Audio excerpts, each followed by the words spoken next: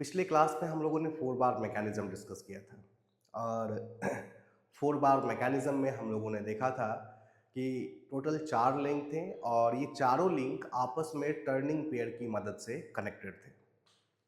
फिर हम लोगों ने 4 बार का इन्वर्जन देखा और हमने देखा कि 4 बार के टोटल 4 लिंक होने के बावजूद 4 बार के सिर्फ 3 इन्वर्जन होते हैं और उसका रीज़न ये था कि 4 बार में जो दो हमारे मैकेनिज्म हमें मिलते हैं, जो दो इन्वर्जन हमें मिलते हैं, दे आर आइडेंटिकल और आइडेंटिकल की गिनती एक की तरह ही करते हैं।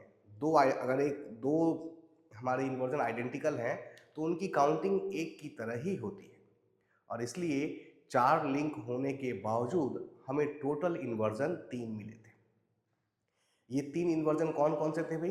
पहला था double crank mechanism. Double crank में 4 में से 2 लिंक ऐसे होंगे जो कुल 360 डिग्री का रोटेशन कंप्लीट करते थे। डबल क्रैंक के बाद डबल रॉकर था। डबल रॉकर इन्वर्जन ऐसा इन्वर्जन था जिसमें कोई भी लिंक 360 डिग्री रोटेट करने लायक नहीं था, लेकिन 2 लिंक ऐसे थे जो 360 से कम टर्न करते थे। इनको जो भी लिंक 360 डिग्री से कम टर्न करता है उसे हम रॉकर या लीवर कहते हैं और जो 360 डिग्री करता है उसे हम लोग क्रैंक कहते हैं। तो डबल रॉकर में 2 लिंक ऐसे होंगे जो 360 से कम रोटेट करेंगे। दैट इज उसके लिए हम एक टर्म यूज करते हैं ऑसिलेशन। क्या करते हैं? ऑसिलेशन, यानी 2 लिंक हमारे ऑसिलेट करते हैं। क्लियर है? और एक तीसरा इन्वर्जन था हमारा क्रैंक रॉकर मैकेनिज्म। इसका उल्टा भी कह सकते हैं, रॉकर क्रैंक मैकेनिज्म। इसका मतलब है एक तो क्रैंक होगा और एक रॉकर होगा। जो हमारे 4 लिंक हैं उनमें एक 360 डिग्री घूमेगा और दूसरा 360 से कम घूमेगा। इसके लिए हम लोगों ने वर्ड यूज किया क्रैंक रॉकर या फिर रॉकर क्रैंक। यही जो दो मैकेनिज्म हैं जिसको हम क्रैंक रॉकर या फिर रॉकर क्रैंक कहते हैं, ये दोनों बिल्कुल एक जैसे होते हैं और इसीलिए इन दोनों की काउंटिंग मात्र 1 होती है और टोटल इन्वर्जन हमारे 3 हो जाते हैं। कल हमने ग्रेसॉफ लॉ भी पढ़ा। ग्रेसॉफ लॉ ने हमें ये बताया कि हमें कब कौन सा मैकेनिज्म प्राप्त होगा, हम लिंक की लंबाई को किस अनुपात में रखें कि हमें डबल क्रैंक, क्रैंक रॉकर या फिर डबल रॉकर मैकेनिज्म प्राप्त हो। ग्रासॉफ लॉ ने बहुत डिटेल में लिंक की लंबाई का उपयोग करके हमें ये बताया कि यदि हम कंटिन्यूअस रिलेटिव मोशन चाहते हैं तो हमें लिंक जो शॉर्टेस्ट और लॉन्गेस्ट लिंक का जो सम होना चाहिए, लंबाई का जो सम होना चाहिए, बाद बाकी बचे हुए 2 लिंक के लंबाई के योग से या तो कम होना चाहिए या फिर बराबर होना चाहिए। उनकी इस कंडीशन के आधार पर हम इस लायक बन पाए कि हम ये डिसाइड कर सकें कि कब हमें डबल क्रैंक मैकेनिज्म प्राप्त होगा, कब हमें डबल रॉकर मैकेनिज्म प्राप्त होगा और कब हमें क्रैंक रॉकर या फिर कहें रॉकर क्रैंक मैकेनिज्म प्राप्त होगा। इन चीज़ों को डिटेल में डिस्कस करने के बाद अब बारी है 4 बार मैकेनिज्म का प्रैक्टिकल एग्जाम्पल देखने का कि आखिर ये 4 बार मैकेनिज्म जो हमने पढ़ा उसको है तो मैकेनिज्म, लेकिन जब उसे हम यूज करने लगेंगे डे टू डे लाइफ में तो वो हमारे लिए क्या बन जाएगा? मशीन। तो आखिर इन मैकेनिज्म का हम कहाँ यूज करते हैं, ये आज का टॉपिक है।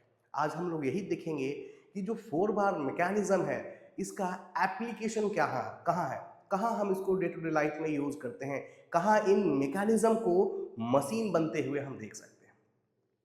ठीक है, तो आइए सबसे पहला जो मैं एग्जांपल ले रहा हूं वो है आपका डबल क्रैंक मैकेनिज्म का, जिसमें 2 लिंक ऐसे होंगे जो कितना रोटेट करेंगे?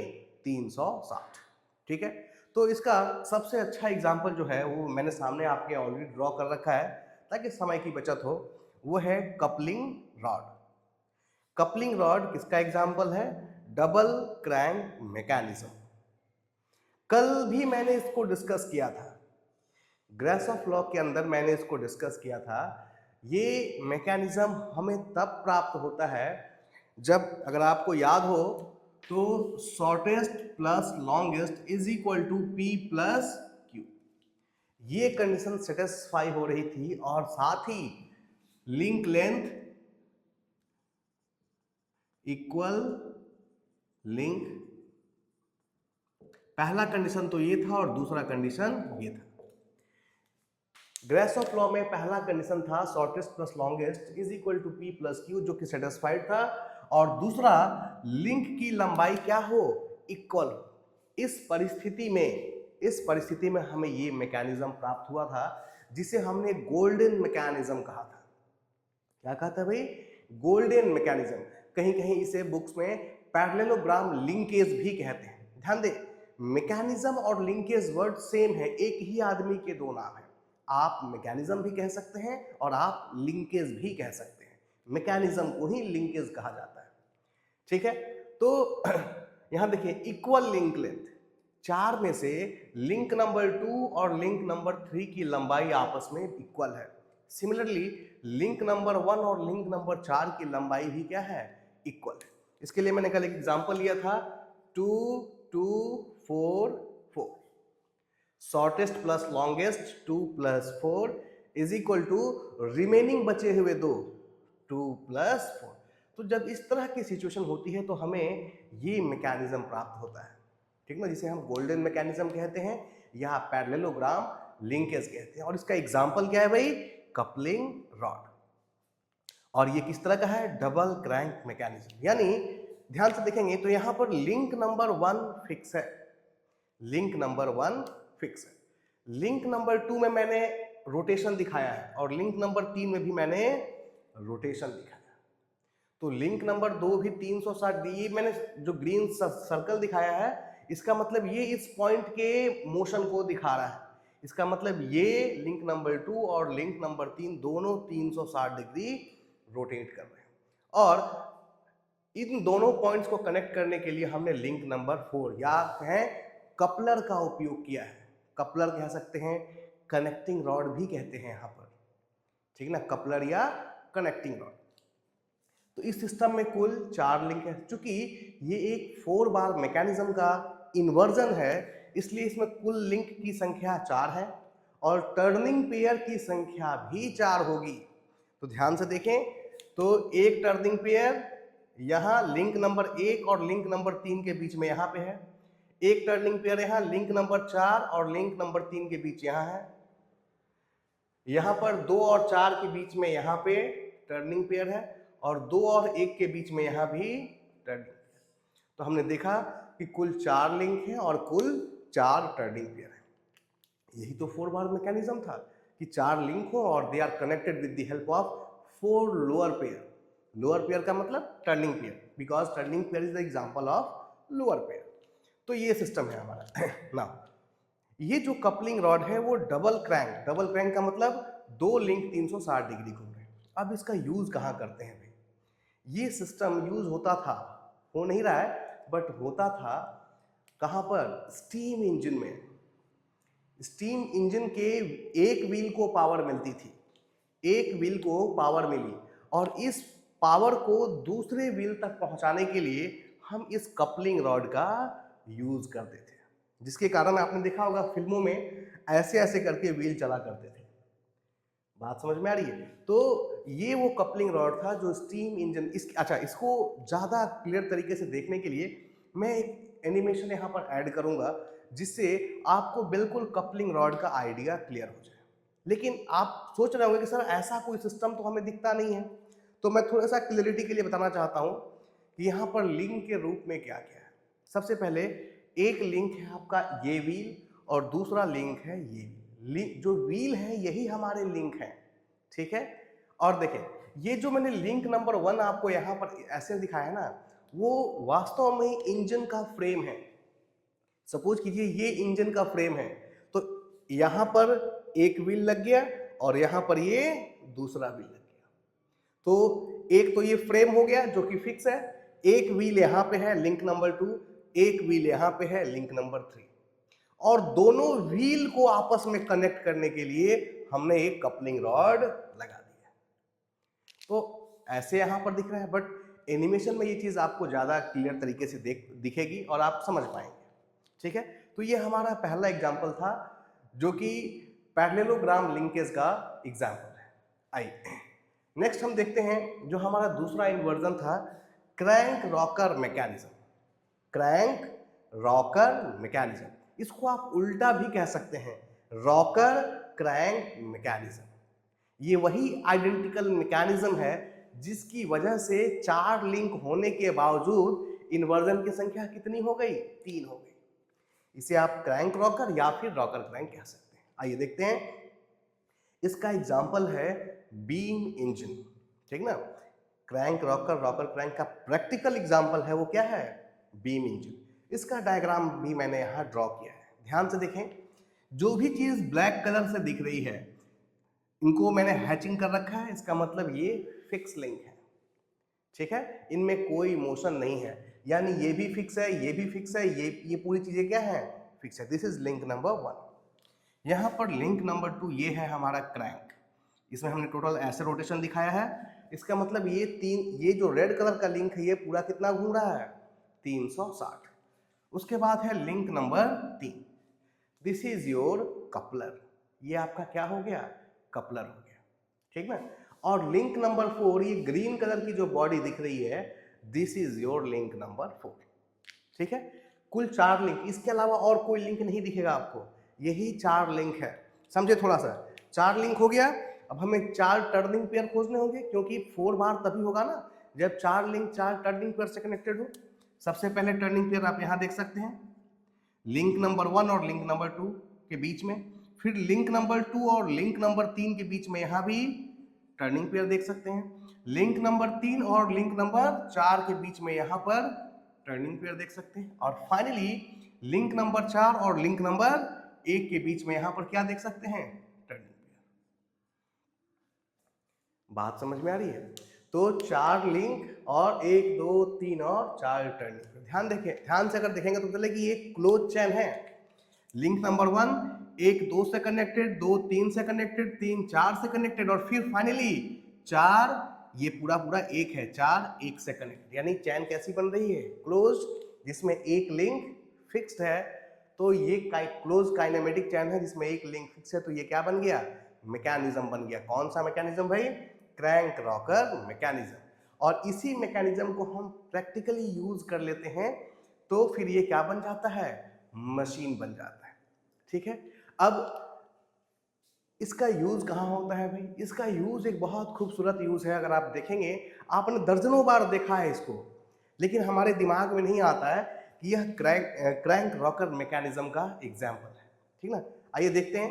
बेसिकली इसका जो मैक्सिमम यूज होता है वो खाड़ी देशों में होता है। जो खाड़ी देश होते हैं जहाँ तेल के कुएं होते हैं, वहाँ ऑयल, जो क्रूड ऑयल होता है, उसको एक्सट्रैक्ट करने के लिए हम इसका यूज करते हैं। आप इसका भी मैं एक एनिमेशन डालूंगा। इसको मशीन बना, ये तो हमारा मैकेनिज्म हो गया। इसमें एक छोटा सा इंप्रूवमेंट कर देते हैं। करते क्या है, यहां से एक बॉडी कनेक्ट कर देते हैं,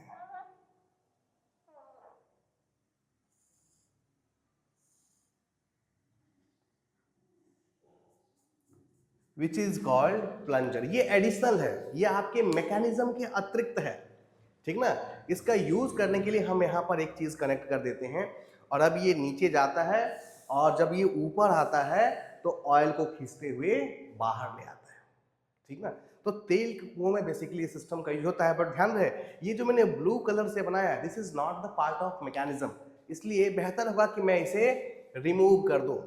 यूज कैसे करते हैं ये दिखाने के लिए मैंने इसको किया, ठीक है ना। पर्पस क्या है इस मैकेनिज्म का, ध्यान दें। एक क्रैंक है, यानी ये 360 डिग्री घूमेगा, और एक ये हमारा रॉकर है। अब देखिए, रॉकर के मोशन को मैंने यहां से यहां तक दिखाया है, यानी ये जो लिंक है वो इसके रोटेशन के कारण जो हमने इनपुट के रूप में दिया है, वो क्या दिया है, रोटेशनल मोशन। यदि हम, हाँ, एक चीज को और से समझें, यदि आप इनपुट यहां पर दें लिंक नंबर 2 को, तो ये लिंक नंबर 4 आपका ऐसे ऐसे ऑसिलेट करेगा, और यदि इसको आप और इसको इनपुट बना लें, इसको ऑसिलेट कराएं, तो उसके बदले में लिंक नंबर 2 क्या कर सकता है, रोटेट कर सकता है। बात समझ में आ रही है। ये मैंने पहले आपको बताया था इनपुट एंड आउटपुट। हमने कहा था कि इनपुट और आउटपुट दोनों फिक्स लिंक से कनेक्टेड होते हैं। आप देख सकते हैं ये लिंक नंबर 2 और लिंक नंबर 4 दोनों एक से कनेक्टेड है। तो यदि आप 2 को इनपुट देंगे तो आप आउटपुट अपने आप कौन बन जाएगा, लिंक नंबर 4। और यदि आप 4 को आउटपुट देंगे तो इनपुट अपने आप कौन बन जाएगा, 2। क्लियर है? अगर ये इनपुट तो ये आउटपुट, और अगर ये इनपुट तो फिर ये आउटपुट। ठीक है? अगर आप इसको ऑसिलेटरी मोशन देते हैं तो आपको आउटपुट के रूप में रोटेशनल मोशन मिलेगा, और यदि आपने इनपुट के रूप में रोटेशनल मोशन दे दिया तो यहां पर आपको ऑसिलेटरी मोशन मिलेगा। बहुत आसान भाषा में कहें तो हम इस मैकेनिज्म का यूज जो करते हैं रोटेशनल मोशन को ऑसिलेटरी मोशन में बदलने के लिए करते हैं, या फिर ऑसिलेटरी मोशन को रोटेशनल मोशन में कन्वर्ट करने के लिए करते हैं। ठीक है? तो यहां पर एक इलेक्ट्रिक मोटर लगा करके हमने इसको रोटेशनल मोशन दे दिया, और बदले में ये हमारा ऐसे और ऐसे मोशन करता रहा, और यहाँ पर हमने एक प्लंजर लगा करके यहाँ से ऑयल एक्सट्रैक्ट करना शुरू कर दिया। ये तो बड़े लेवल का एग्जाम्पल हुआ। एक बहुत खूबसूरत एग्जाम्पल है इसका जो हम अक्सर घरों में भी देखते हैं, अक्सर मैक्सिमम लोग के घरों में आपको मिल जाएगा, या फिर ट्रेलर की दुकान पे आपको जाना पड़ेगा। जो दर्जी कपड़े सिलता है ना, उसके पास एक मशीन होती है, सिलाई मशीन। उसके नीचे का सिस्टम आप ध्यान से देखें, जिस पे वो अपना पैर रखता है, वो अपना पैर इसके ऊपर रखता है। आज आप जाकर ध्यान से देखेंगे तो वो इसके ऊपर पैर रखता है, और पैर रख के उसको ऐसे ऐसे मोशन देता है, और बदले में मशीन के बगल में एक बड़ी सी व्हील लगी रहती है उसके पैर के बगल में। वो ये व्हील होती है जो लगातार क्या करती है, रोटेट करती है, और इसी से हम एक बेल्ट लगा करके और सिलाई मशीन को इनपुट दे देते हैं। ठीक ना? दैट इज कहते हैं सिलाई मशीन का पावदान। जो स्विंग मशीन होता है ना, उसका जो पेडस्टल होता है जिस पे हम पैर रख करके उसको दबाते हैं तो मशीन हमारी चलती है, वो किसका एग्जाम्पल है, क्रैंक रॉकर मैकेनिज्म का।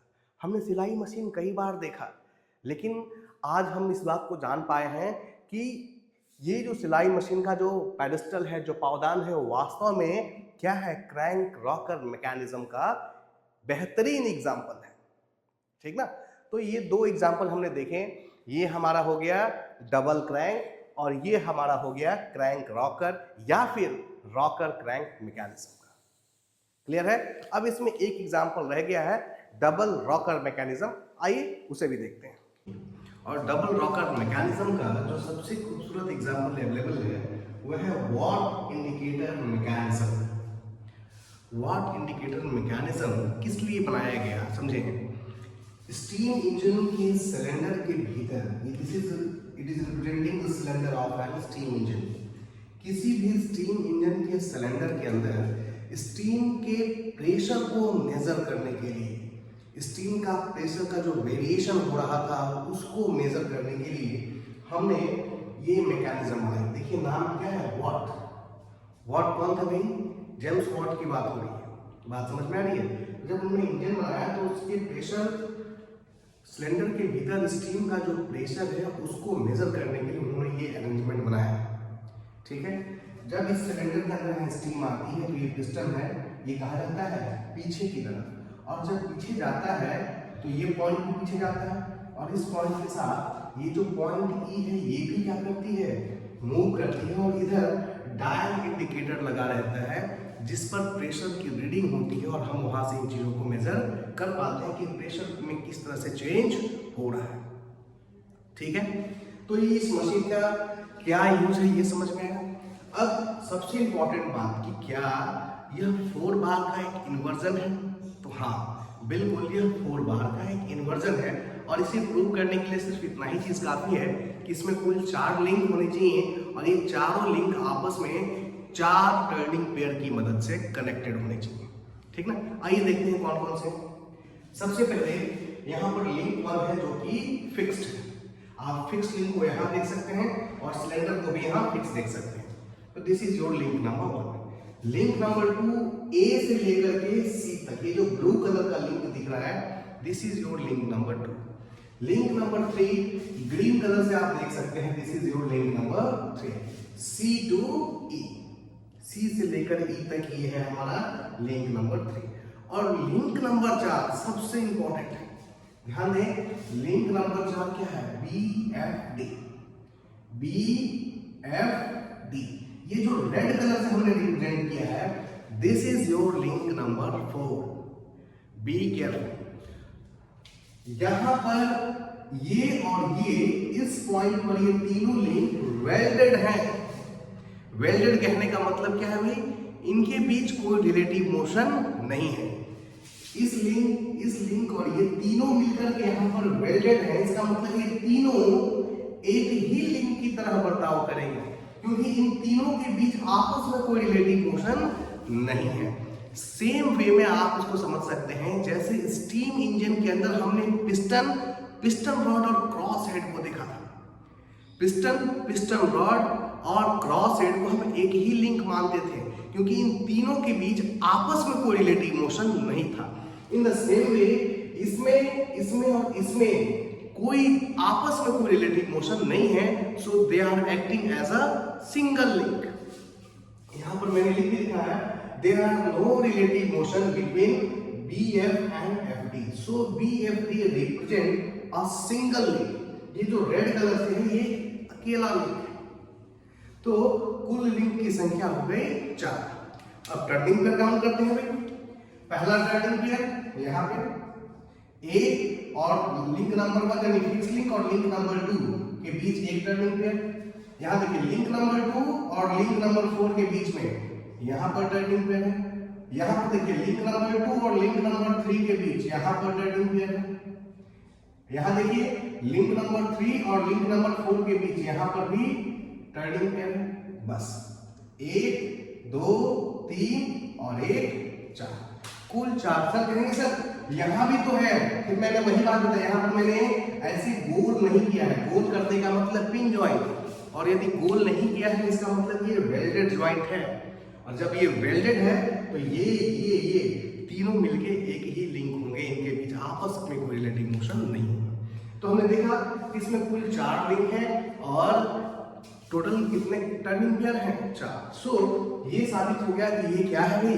ये एक 4 बार मैकेनिज्म का इन्वर्जन है। ठीक है, अब आइए समझते हैं कि इसको डबल क्या बोला गया भाई? Double rocker mechanism.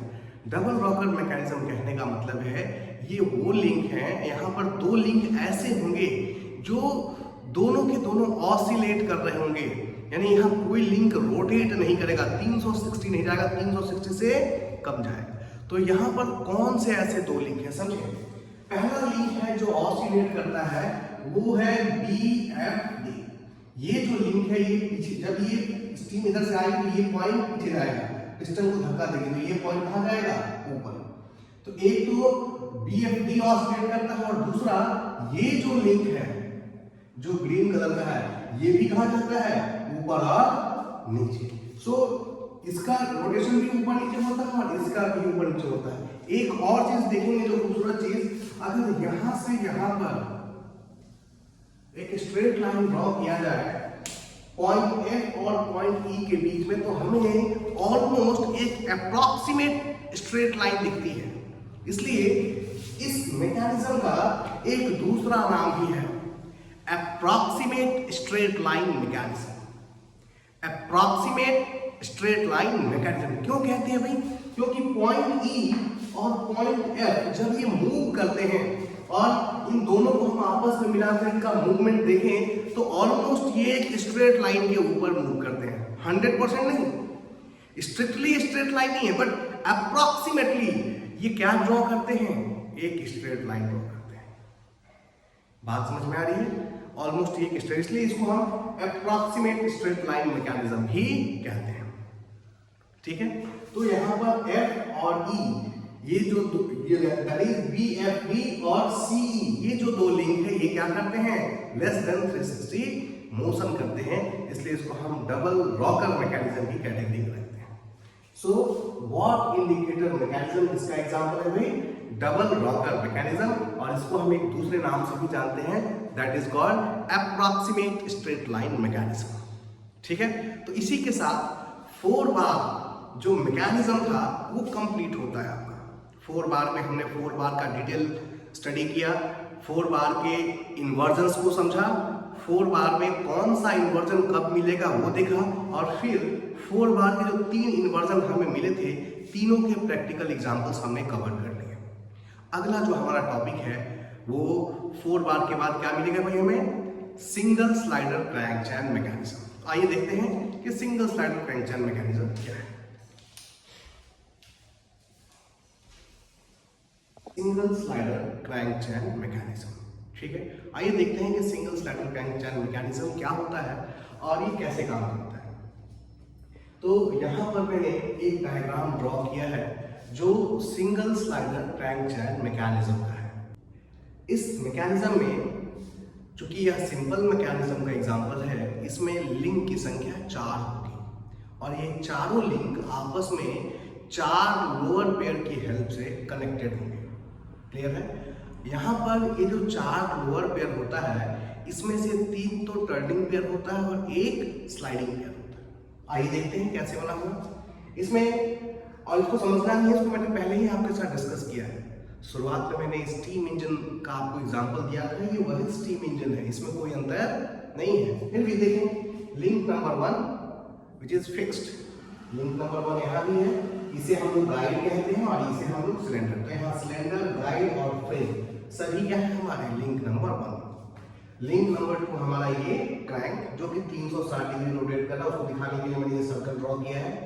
Link number 3 हमारा कनेक्टिंग रॉड है और लिंक नंबर 4 में 3 लोग हैं, पिस्टन, पिस्टन रोड और क्रॉस हेड। इन तीनों को मिला करके लिंक नंबर 4 है। ऐसा इसलिए क्योंकि ये पिस्टन रॉड यहाँ भी वेल्डेड है और यहाँ भी वेल्डेड है, जिसके कारण पिस्टन रॉड तथा क्रॉस हेड के बीच आपस में कोई रिलेटिव मोशन नहीं है। और जब आपस में रिलेटिव मोशन नहीं होगा then they will behave as a single link. तो कुल 4 लिंक हैं। टर्निंग पेयर देखें अगर हम तो देखें यहाँ पर 1 और 2 के बीच टर्निंग पेयर, 2 और 3 के बीच टर्निंग पेयर, 3 और 4 के बीच टर्निंग पेयर और 4 और 1 के बीच स्लाइडिंग पेयर। कहेंगे कि सर 4 और लिंक नंबर 4 और लिंक नंबर 1 सिलेंडर के बीच भी तो स्लाइडिंग पेयर है, और क्रॉस है और गाइड, इसको कह सकते हैं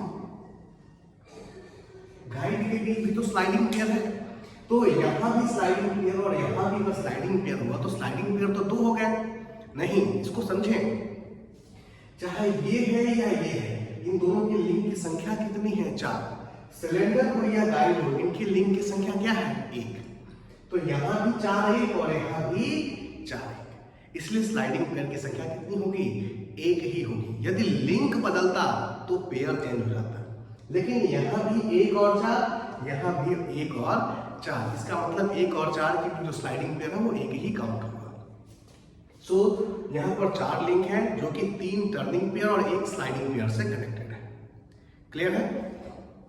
नेक्स्ट, यदि अब हम इसकी इन्वर्जन की बात करें तो इसकी इन्वर्जन में हम क्या कर सकते हैं, टोटल 4 लिंक हैं तो चारों को बारी बारी से फिक्स कर सकते हैं। बिल्कुल, इसमें 4 लिंक हैं और इसकी इन्वर्जन भी 4 ही होते हैं, ये बात ध्यान रखना है।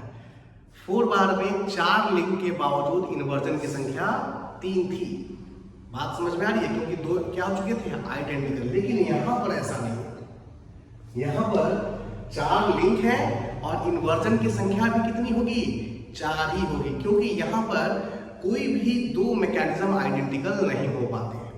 इसलिए single slider crank chain mechanism में कितने कुल इन्वर्जन होंगे 4, that is equal to maximum number of possible inversion, maximum number of link की संख्या 4 है, इसलिए maximum number of possible inversion भी 4 होते हैं और यहाँ पर वो चीज पॉसिबल है। 4 लिंक हैं और इसके 4 इन्वर्जन भी हैं। क्या क्या है, सबसे पहले तो जो एक को हमने फिक्स कर रखा है, कह सकते हैं कि सिलेंडर इज फिक्स्ड, ठीक है। दूसरा, हम लिंक नंबर 2 को फिक्स कर सकते हैं। कहेंगे सर क्रैंक तो घूम रहा है, इसको कैसे फिक्स करेंगे? अरे भाई हमारी मर्जी है, इन्वर्जन का मतलब क्या है, हम किसी एक लिंक को फिक्स कर सकते हैं, इसे फिक्स कर देंगे तो हमको एक नया इन्वर्जन मिलेगा। फिर हम लिंक नंबर 3 यानी कनेक्टिंग रॉड को फिक्स करेंगे, फिर हमें एक नया इन्वर्जन मिलेगा। और फाइनली हम इस पिस्टन जो स्लाइड कर रहा है, ये जो स्लाइडर है, इस स्लाइडर को भी क्या करेंगे, फिक्स करेंगे, तो हमें एक नया इन्वर्जन मिलेगा, ठीक ना। तो हम इस हर एक लिंक को बारी बारी से फिक्स करके देखेंगे कि हमें क्या क्या प्राप्त होता है। इस तरफ देखेंगे तो मैंने वो डिटेल में लिख रखा है कि किसे फिक्स करेंगे तो हमें कौन सा मैकेनिज्म प्राप्त होगा। सबसे पहला, व्हेन सिलेंडर इज फिक्स्ड, जब हम इस सिलेंडर को फिक्स करें, यानी अभी मौजूदा केस में सिलेंडर ही फिक्स है, आप समझे, सिलेंडर को फिक्स करके हमें कौन सा इन्वर्जन मिलता है। सिलेंडर को फिक्स करने के बाद यदि आपने इनपुट क्रैंक को दे दिया तो आउटपुट कहां मिलेगा, यहां पर लिंक नंबर 4 के पास। तो ये इस तरह से कार्य करता है, जब आप इनपुट क्रैंक को देंगे और आउटपुट कहां मिलेगा, पिस्टन के पास, ये बन जाता है हमारा रेसिप्रोकेटिंग कंप्रेसर। रेसिप्रोकेटिंग कंप्रेसर आपने अक्सर देखा होगा पंचर बनाने की दुकान पे, आपने देखा होगा एक बड़ा सा टैंक रखा हुआ है, उसके ऊपर एक आईसी इंजन लगा रहता है और साथ में एक कंप्रेसर लगा रहता है और दोनों आपस में कनेक्टेड होते हैं। इस टैंक में हवा भरी रहती है और इसी से आपके टायर के अंदर एयर फिल की जाती है। तो ये जो सिस्टम है आईसी इंजन और इसके साथ ही जो कंप्रेसर लगा हुआ है, ये उसी का एग्जांपल होता है। यहाँ पर हम इस क्रैंक को रोटेट कराते हैं with the help of IC engine या फिर इलेक्ट्रिक मोटर। हमने यहाँ रोटेशनल मोशन दे दिया इनपुट के तौर पे, और ये जो पिस्टन है ये सिलेंडर के अंदर मूव करता है और हवा को खींचता है और फिर उसे क्या करता है, कंप्रेस करते जाता है। तो यदि इनपुट यहाँ पर देंगे तो ये रेसिप्रोकेटिंग कंप्रेसर बनेगा, और यदि इनपुट यहाँ पर दें then it will behave as an IC engine. आपने देखा होगा आईसी इंजन में सिलेंडर पिस्टन होता है, कनेक्टिंग रॉड और क्रैंक होता है। तो यदि इनपुट पिस्टन को दें, यानी जो कंबशन के बाद गैसेस हैं वो किसको फोर्स करें, पिस्टन को, तो यहाँ पर पिस्टन क्या करेगा, रेसिप्रोकेट करेगा, लेकिन उसके बदले में यहाँ पर क्रैंक क्या करने लगता है, रोटेट करने लगता है, जिससे आपका क्रैंक शाफ्ट रोटेट करता है और आपकी गाड़ी आगे बढ़ती है। बात समझ में आ रही है। तो वास्तव में ये जो मैकेनिज्म जो अभी हम लोगों ने पढ़ा, ठीक है, ये जो इन्वर्जन है जिसमें हम सिलेंडर को फिक्स कर रहे हैं, इसमें इसका उपयोग दो जगह पे होता है। हर उस जगह पे जहां हमें रेसिप्रोकेटिंग मोशन को रोटरी मोशन में कन्वर्ट करना हो, या फिर रोटरी मोशन को रेसिप्रोकेटिंग मोशन में कन्वर्ट करना हो, वहां पर हम इस मैकेनिज्म का उपयोग कर सकते हैं। ठीक है, तो जब सिलेंडर फिक्स था तो आपको दो चीजें मिली, रेसिप्रोकेटिंग आईसी इंजन और रेसिप्रोकेटिंग कंप्रेसर। यहां पर आईसी इंजन में इनपुट किसको दे रहे हैं आप, पिस्टन को दे रहे हैं, और यहां पर इनपुट किसको दे रहे हैं, क्रैंक। यदि क्रैंक को इनपुट दिया आपने तो आपको मिलेगा रेसिप्रोकेटिंग कंप्रेसर, और यदि पिस्टन को इनपुट दिया आपने तो आपको आईसी इंजन मिलता है। ठीक है, नेक्स्ट देखें आगे हम क्या फिक्स करने वाले हैं। Number 2, when crank is fixed. अब हम इस क्रैंक को ही फिक्स कर देते हैं। देखेंगे कि कैसे फिक्स करेंगे, ये मैं पूरा डिटेल में आपको दिखाऊंगा, बनाऊंगा और एक एनिमेशन भी दिखाऊंगा जिसकी मदद से आप चीजों को समझ पाएंगे। फिलहाल ये देखेंगे जब हम क्रैंक को फिक्स कर देते हैं तो आपको क्या मिलता है। जब आप क्रैंक को फिक्स करते हैं तो आपको विथवर्थ क्विक रिटर्न मैकेनिज्म मिलता है। विथवर्थ क्विक रिटर्न मैकेनिज्म जो हमारे लेथ मशीन में सेपर स्लॉटर मशीन होता है ना, उसमें हम इसी मैकेनिज्म का यूज करते हैं। बात समझ में आ रही है। क्विक रिटर्न, ये जब कटिंग करनी होती है, जो फॉरवर्ड स्ट्रोक होता है उसमें तो ये स्लो चलता है, लेकिन जब रिटर्निंग स्ट्रोक होता है तो क्या हो जाता है, फास्ट हो जाता है। इसीलिए इसका नाम है रिटर्न जो है वो क्विक है, क्विक रिटर्न मैकेनिज्म। और जो दूसरी चीज हमें मिलती है rotary IC engine. Rotary IC engine पुराने समय में जब तक जेट इंजन नहीं बना था तब तक रोटरी आईसी इंजन को छोटे हवाई जहाज के इंजन के तौर पर यूज किया जाता था। ठीक ना, जिसमें हम क्रैंक को ही फिक्स कर देते थे, जिसके कारण हमारा पूरा का पूरा सिलेंडर क्या करने लगता था, मोशन करने लगता था। इसका भी वीडियो हम लोग देखेंगे, क्योंकि ये थोड़ा सा कॉम्प्लिकेटेड है, ये बिना वीडियो के समझ में नहीं आएगा। तो ये चीजें होंगी। नेक्स्ट तीसरा, जब हम कनेक्टिंग रॉड को फिक्स करेंगे, जो ग्रीन लाइन दिख रही है जब हम इसे फिक्स करते हैं तो हमें मिलता है crank and slotted lever quick return mechanism. Again ये जो crank and slotted lever quick return mechanism है, ये भी हम वर्कशॉप में यूज होने वाले सेपर और स्लॉटर में देख सकते हैं। तो फिर बात आएगी कि सर ये भी है तो हम कौन सा यूज करें, वर्कशॉप में कौन सा यूज होता है? तो ध्यान रखें, वर्कशॉप में ये क्विक रिटर्न और ये क्विक रिटर्न दोनों ही यूज होते हैं और दोनों का अपना अपना अलग अलग महत्व है। इनके डिफरेंसेस को और इनमें क्या अंतर है, इनकी वर्किंग में क्या अंतर है, इस चीज को भी हम लोग डिटेल में समझेंगे ना। कनेक्टिंग रॉड को फिक्स करने पर एक तो crank and slotted lever quick return mechanism मिलता है और दूसरा ऑसिलेटिंग सिलेंडर इंजन मैकेनिज्म। ये ऑसिलेटिंग सिलेंडर इंजन मैकेनिज्म आपने कई बार देखा भी और यूज भी किया है।